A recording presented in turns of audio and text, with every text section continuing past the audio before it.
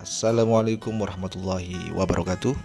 Kembali lagi di Fathul Qorib Channel yang selalu membahas persoalan-persoalan hukum, baik itu hukum pidana, hukum perdata, hukum keluarga, dan lain sebagainya. Baik rekan-rekan, kali ini kami akan membahas mengenai prosedur permohonan isbat nikah seperti yang sudah dibahas di video sebelumnya tentang isbat nikah, di mana pengertian isbat nikah itu sendiri adalah pengesahan atas perkawinan yang telah dilangsungkan menurut syariat agama Islam, akan tetapi tidak dicatat oleh kantor urusan agama atau tidak dicatat oleh pegawai pencatat nikah yang berwenang. Nah, berikut 5 langkah untuk mengajukan permohonan isbat nikah.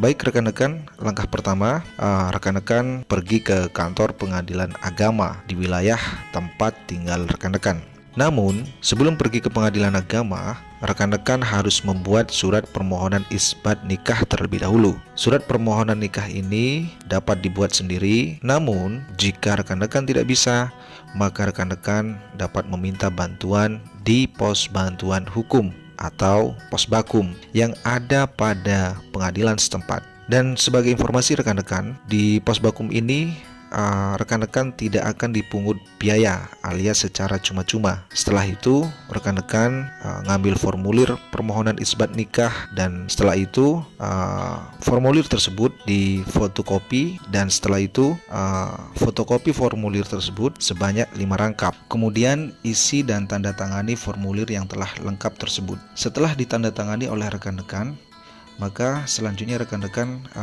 serahkan 4 rangkap formulir permohonan tersebut kepada petugas pengadilan, dan untuk sisanya rekan-rekan simpan. Oh iya rekan-rekan, jangan lupa untuk melampirkan surat-surat yang diperlukan, antara lain surat keterangan dari KUA atau kantor urusan agama bahwa pernikahan rekan-rekan tidak tercatat. Langkah yang kedua adalah menyerahkan biaya panjar perkara. Jangan lupa rekan-rekan, setelah membayar biaya panjar perkara, rekan-rekan minta bukti pembayarannya tersebut. Fungsinya adalah jika nanti ternyata biaya panjar perkara yang dibayar oleh rekan-rekan tersebut ternyata ada lebihnya, maka rekan-rekan bisa meminta sisa panjar biaya perkara tersebut. Lalu setelah membayar biaya panjar perkara, tugas rekan-rekan adalah menunggu panggilan sidang dari pengadilan.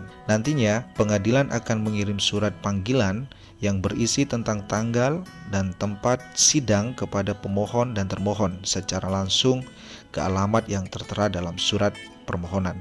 Tahap yang ketiga adalah rekan-rekan harus hadir atau datang ke pengadilan sesuai dengan tanggal dan waktu yang tertera dalam surat panggilan. Pada sidang pertama, bawalah dokumen seperti surat panggilan persidangan serta fotokopi formulir permohonan yang telah diisi. Dalam sidang pertama ini, hakim akan menanyakan identitas para pihak, misalnya kartu tanda penduduk atau kartu identitas lainnya yang asli. Dalam kondisi tertentu, hakim mungkin akan melakukan pemeriksaan isi permohonan. Lalu pada sidang selanjutnya atau sidang kedua dan seterusnya, ada kemungkinan rekan-rekan harus mempersiapkan dokumen dan bukti yang diminta oleh hakim. Dalam kondisi tertentu, hakim akan meminta rekan-rekan untuk menghadirkan saksi-saksi, yaitu orang yang mengetahui pernikahan rekan-rekan, diantaranya wali nikah dan saksi nikah atau orang-orang terdekat yang mengetahui pernikahan rekan-rekan pada waktu itu.